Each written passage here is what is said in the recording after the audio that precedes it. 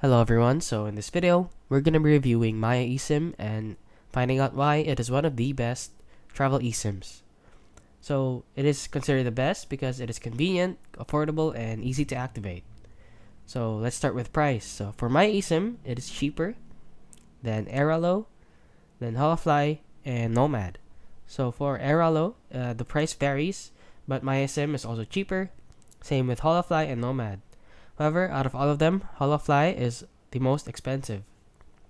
So for activation, Airalo, Holofly, and Nomad require you to open up your email and scan a QR.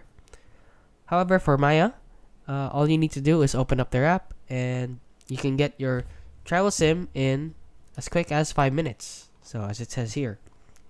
So also in app usability, the Airalo, Holofly, and Nomad app are quite basic, not very user-friendly. However, in Maya, it is very user-friendly. It is very familiar with all of the. It's very similar to other apps that you've used before. That's why it is very user-friendly. Now, lastly, we come to perks or promos. Airalo, Holofly, and Nomad don't have any perks or promos. However, Maya has a lot of discounts and promos. So why does Maya win? So you don't need to switch apps. It is part of your Maya wallet if you already have one.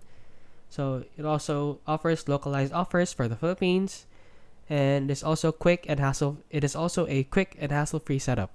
So it is a perfect one for travelers and digital nomads looking for a local touch. So that is it. That is my review on Maya eSIM. If you found this video helpful, please consider liking and subscribing.